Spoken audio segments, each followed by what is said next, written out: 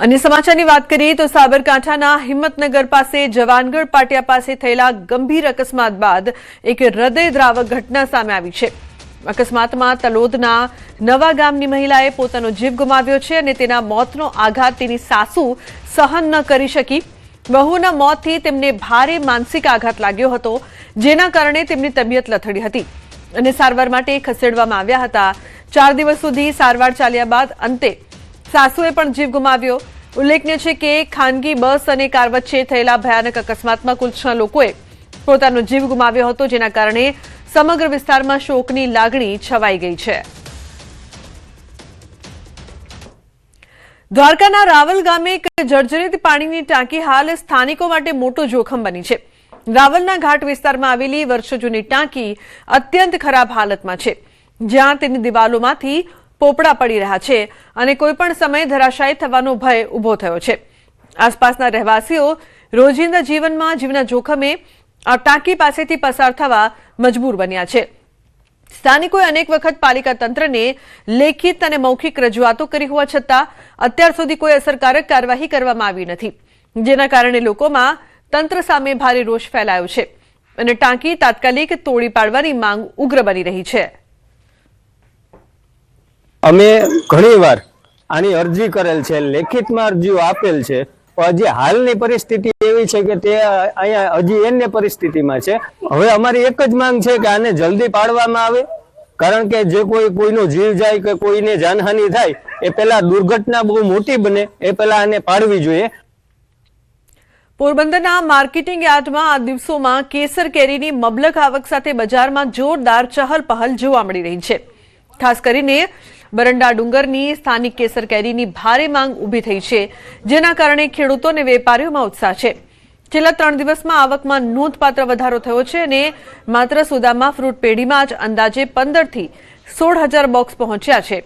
ગીરની કેસર કેરીના ભાવ 600 થી 1100 રૂપિયા સુધી બોલાઈ રહ્યા છે, જ્યારે બરડા ડુંગરની કેસર કેરી 700 થી 1400 રૂપિયા સુધી વેચાઈ રહી છે।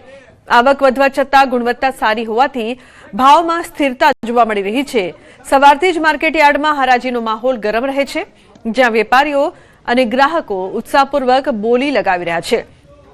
આ વર્ષે બરડા ડુંગરની કેરી વહેલી આવતા ખેડૂતોને ફાયદો થયો છે અને નિષ્ણાતોના મત મુજબ આગામી દિવસોમાં આવક વધુ વધવાની શક્યતા છે।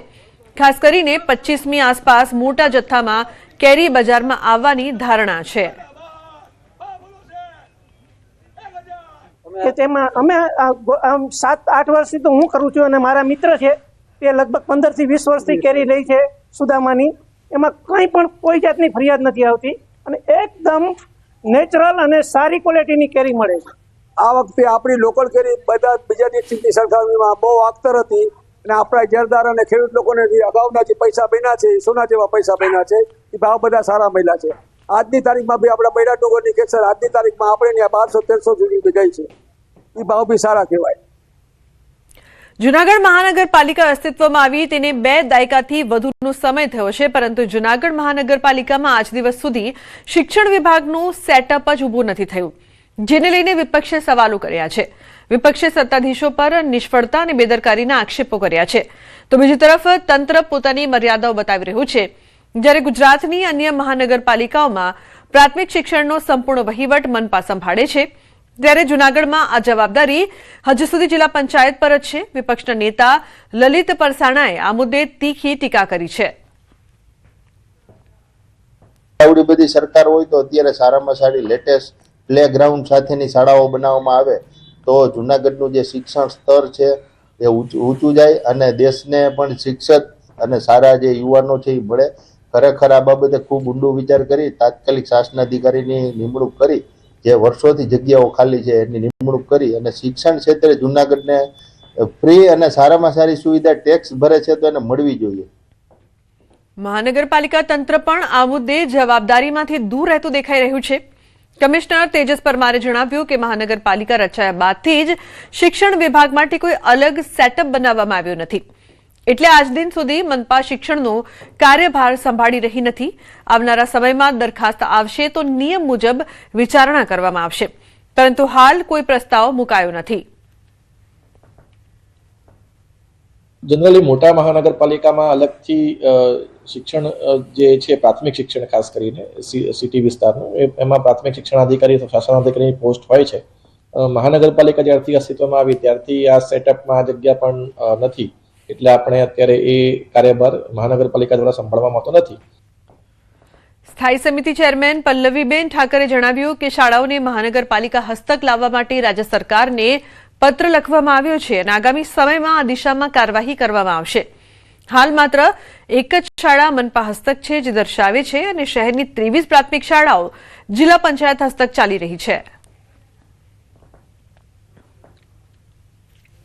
મહાનગરની જેટલી પ્રાથમિક શાળાઓ છે એ બધી આવે છે. જુનાગઢમાં આવી 23 શાળાઓ છે, પણ આપણે ત્યાં આ કોર્પોરેશન વહીવટ નથી ચલાવતી, આપણું જિલ્લા પંચાયત છે એ વહીવટ ચલાવે છે. આક્ષેપોની વચ્ચે જિલ્લા પ્રાથમિક શિક્ષણ અધિકારી લતાબેન ઉપાધ્યાયે સ્પષ્ટ કર્યું કે જિલ્લામાં આવેલી 710 સરકારી પ્રાથમિક શાળાઓનું સંચાલન હાલ જિલ્લા પંચાયત સંભાળી રહી છે. સૌથી મહત્વની વાત એ છે કે મહાનગરપાલિકા દ્વારા આ શાળાઓ પોતાના હસ્તક લેવા માટે આજ દિન સુધી કોઈ સત્તાવાર દરખાસ્ત કરવામાં આવી નથી. હાલની તકે જુનાગઢ જિલ્લામાં 710 સરકારી પ્રાથમિક શાળાઓ આવેલી છે અને આ 710 તમામ શાળાનું સંચાલન અત્યારે જિલ્લા પંચાયત હસ્તક જ છે. મહાનગરપાલિકા હસ્તક એક પણ શાળા નથી હાલમાં. સુરેન્દ્રનગર જિલ્લામાં આવેલું કચ્છનું નાનું રણ પ્રવાસીઓમાં જાણીતું છે. આ અભયારણ્યમાં ખાસ કરીને ઘુડખર, લોકડી, જંગલી બિલાડી, ઝરખ, શિયાળ જેવા પ્રાણીઓ જોવા મળે છે. પરંતુ તાજેતરમાં વન વિભાગની ટીમ રણમાં પેટ્રોલિંગમાં હતી તે દરમિયાન વછરાજ બેટના પાછળના ભાગમાં ખૂબ નાના કદનું એક શિયાળ જોવા મળ્યું હતું. આ પ્રજાતિ ગુજરાતમાં ઓછી જોવા મળે છે. તેના કદ, વજન અને ખાડા ખોદવાની આદતને જોતા તપાસ ચાલુ છે. આ રણમાં રણ લોકડીની સંખ્યામાં વધારો જોવા મળી રહ્યો છે.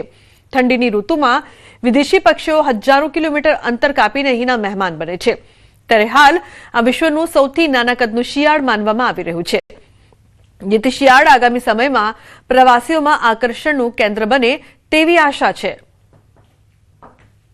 હાલમાં જ એમની પ્રજનનની જે સિઝન છે પૂર્ણ થયેલી છે અને નવજાત બચ્ચાના જન્મ આપેલા છે. તો જ્યારે બી ફેરણામાં નીકળીએ ત્યારે લોકડીના બચ્ચાઓ સારી એવી સંખ્યામાં આ વર્ષે આપણને જોવા મળે છે. એટલે કે નોંધપાત્ર રીતે આ વખતે લોકડીની સંખ્યામાં વધારો થયો હોય એવું અમારા અનુમાન અથવા અમારા જે ફેરણા છે એના અવલોકન પરથી અમે કહી શકીએ છીએ. તો સમાચારમાં હવે વાત કરીએ પરિશ્રમના પરિણામની.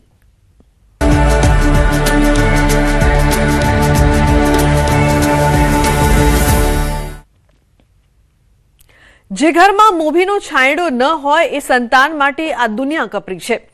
આજે રાજ્યમાં ધોરણ 10ના પરિણામ સામે આવતા જ વિદ્યાર્થીઓમાં ખુશી છવાઈ. આ વચ્ચે વાત અમદાવાદના તૃષ્યંતની કરવી છે, જેને બોર્ડની પરીક્ષામાં A1 ગ્રેડ મેળવ્યો છે.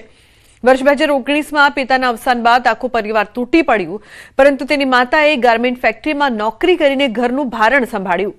માતાની મહેનત અને ત્યાગ જોઈ તૃષ્યંતે મનમાં એક દ્રઢ સંકલ્પ કર્યો. સાયન્સનો અભ્યાસ કરીને નેવીમાં જોડાઈ દેશની સેવા કરવાનો. તેની આંખોમાં માત્ર દેશપ્રેમ જ નહીં, પરંતુ માતાનું ઘડપણ સુખમય બનાવવાનું પણ મોટું સ્વપ્ન છે.